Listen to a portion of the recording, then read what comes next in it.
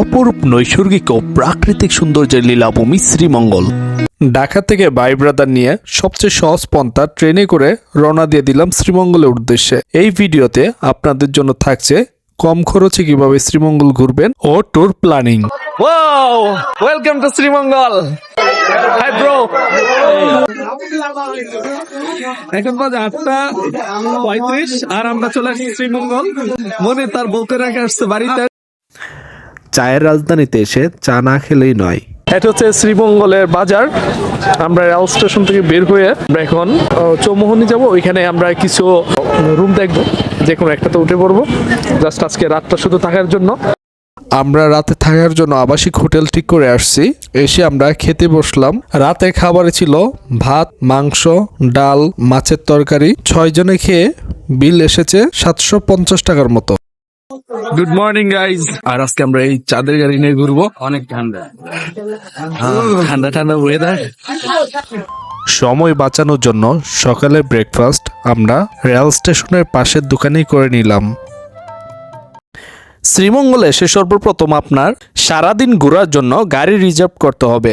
আমরা রাতে এসে গাড়ি রিজার্ভ করে রেখেছিলাম। যেহেতু এখন শীতকাল আর ফুল শ্রীমঙ্গল ঘোরার সিজন, তাই গাড়ি ভাড়াটা একটু বেশি লেগেছে। আমরা 4,500 দিয়ে ফুরিয়েছি। আপনারা যদি সিজন ছাড়া আসেন তাহলে আরো কম দামে পেয়ে যাবেন, লাইক 2500 থেকে 3000-এর ভিতরে হয়ে যাবে। আর শীতের সিজনে আসলে গাড়ি ভাড়া একটু বেশি লাগবে। আমরা সকাল সকাল বের হয়ে গেলাম। প্রথমেই যাব নূরজাহান চা বাগানে। সকালবেলা কুয়াশা থাকার জন্য নূরজাহান চা বাগানের বিপরীতে আর কিছু হতে পারে না, তার জন্য আমরা প্রথমেই নূরজাহান চা বাগানে যাচ্ছি। চায়ের রাজধানী খ্যাত পর্যটন নগরী শ্রীমঙ্গল। প্রকৃতি নিজ হাতে গড়া দৃষ্টিনন্দন শহর শ্রীমঙ্গল শতাধিক বছরের প্রাচীন চা শিল্পের ঐতিহ্যের গৌরব বহনকারী। দীর্ঘকালের পথ পরিক্রমায় প্রাকৃতিক আশ্রয়ে গড়ে ওঠা পাহাড় ও সমতল ভূমির উপর ছোট এই শহরের অবস্থান। আমরা এখন নূরজাহান চা বাগানে চলে আসছি। নূরজাহান চা বাগানের পাহাড় বেয়ে উপরে উঠতেছি। সকাল সকাল আসাতে পরিবেশটা খুব ভালো লাগতেছে। আর এই পাহাড়গুলোতে ওঠা খুব একটা কষ্টের না। যাদের পাহাড়ে চড়ার খুব একটা অভ্যাস নেই তারাও চাইলে এখানে উঠতে পারবেন, তবে অবশ্যই সতর্কতা অবলম্বন করে উঠবেন। যদিও পাহাড়ে ওঠা খুব সহজ, তারপরেও যদি পা পিছলে পড়ে যান তাহলে মোটামুটি ভালোই আহত হবেন।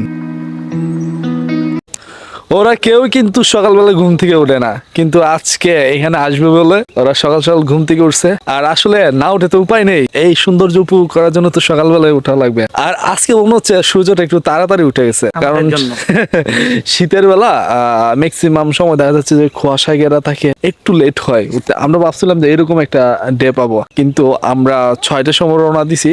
6টার একটু পরেই অ্যারাউন্ড 6:30 7টার দিকে মোটামুটি ভালোভাবে সূর্য উঠে গেছে। তো এখন আসলে পাহাড়ের উপরে আছি বলে এই পাশে কুয়াশা দেখা যাচ্ছে। তাছাড়া আদারওয়াইজ রাস্তাঘাটে এখন কুয়াশা নেই, তবে প্লেসটা ভাই অসাধারণ। নূরজাহান চা বাগান শ্রীমঙ্গলের ভিতরে অন্যতম একটা ভালো লাগার জায়গা। এই যে দেখেন, এইদিকে সবাই চলে আসছে। এই যে আমাদের হুজুর সাহেব। উফ, জোস জোস ভাই, মানে জোস।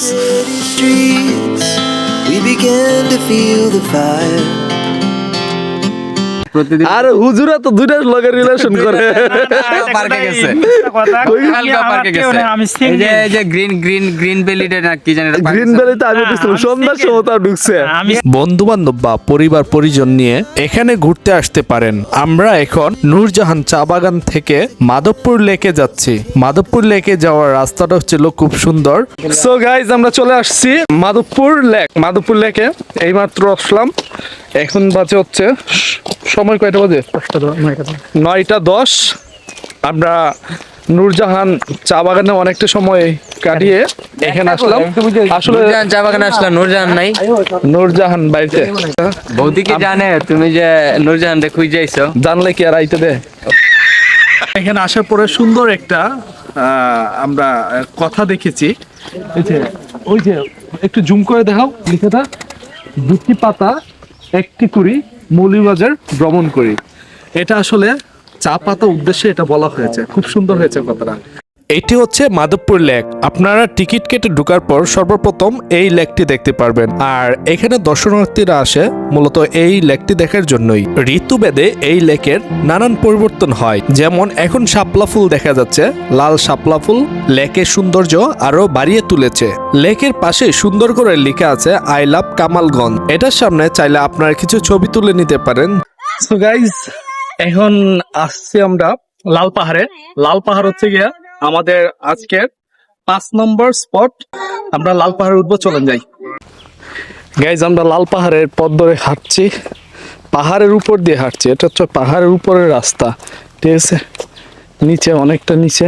এখান থেকে আসলে দেখানো যাচ্ছে না, পসিবল হচ্ছে না। ওই পাশটায় গেলে দেখানো যেত।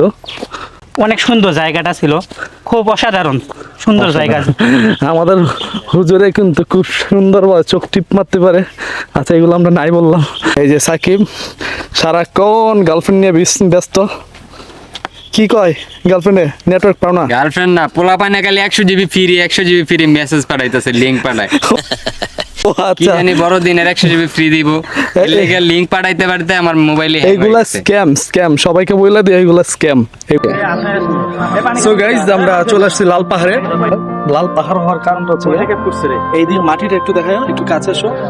এই যে আসলে লাল মাটি হলো কিন্তু লাল মাটি না, লাল, মানে তার জন্য মূলত এটা নাম দেওয়া হয়েছে লাল পাহাড়। পাহাড় রয়েছে, চা বাগান রয়েছে, আর এইদিকে ভিউটা মানে তাকাইলে প্রকৃতির যে একটা সৌন্দর্য এটা ফুটে ওঠে। আর লাল পাহাড়ের উপরে এখানে একটা শিব মন্দির রয়েছে, এই পাশে একটা শিব মন্দির রয়েছে, আর এই পাশটায় রয়েছে কালী মন্দির।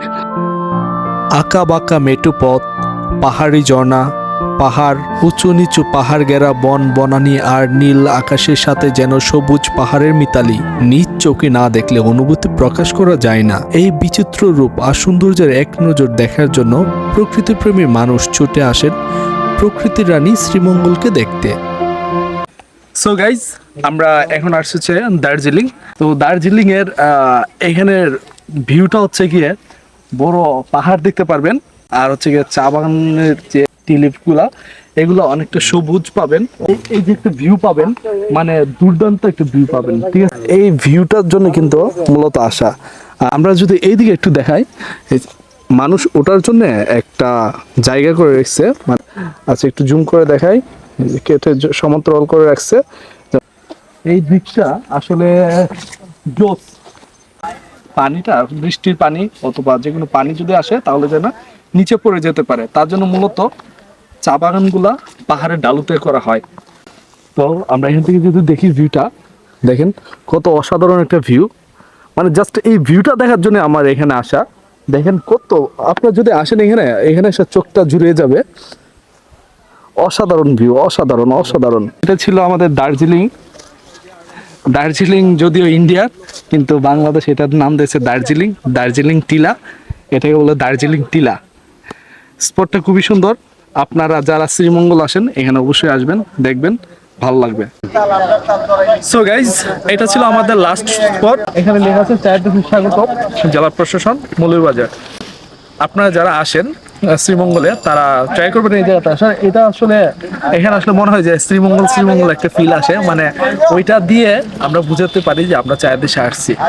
সো গাইজ, আজকের ভিডিওটা এখানে শেষ করতেছি। দেখা হবে আবার নতুন একটি ব্লগে। এই পর্যন্ত ভালো থাকবেন তারা।